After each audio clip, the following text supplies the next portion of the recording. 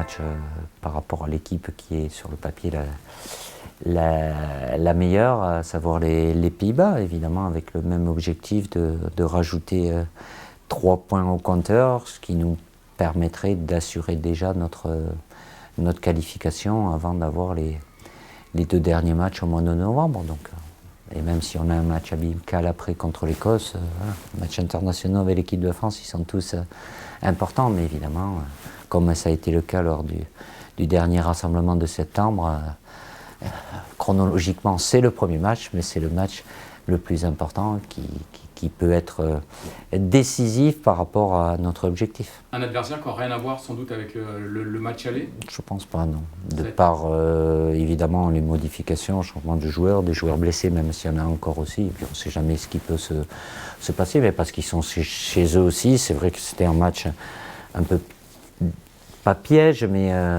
compliqué pour nous, prendre les Pays-Bas au sortir de la Coupe du Monde, même s'ils ont changé de sélectionneur et de quelques joueurs aussi.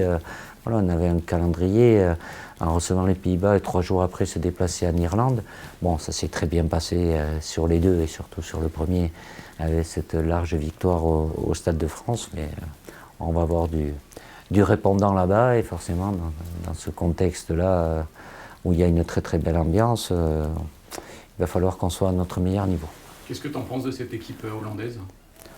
Elle a évolué, il y a des jeunes joueurs qui arrivent aussi, il y a des joueurs confirmés qui jouent dans les meilleurs clubs européens, donc voilà, de par leur parcours en Coupe du Monde aussi, où avec ce match face à l'Argentine, c'est pas passé très loin, même s'ils ont été éliminés. Non, les Pays-Bas restent toujours une des meilleures nations européennes. C'est la finale du groupe ou pas? Tu vois ça comme ça? Finale du groupe, évidemment, nous, de par notre position, les points sont encore plus importants pour eux que pour nous.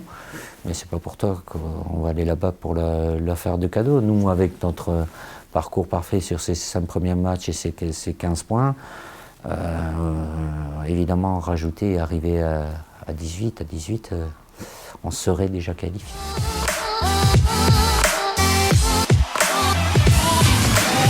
Sur cette saison, on ne jouera plus à Paris, donc on va s'expatrier un petit peu en province, qui est plutôt quelque chose de positif, d'aller au contact aussi des supporters aux 4 coins de la France. Là, c'est à Lille, évidemment, c'est un match amical, une belle équipe d'Écosse qui fait un très très beau parcours aussi de qualification. Donc, il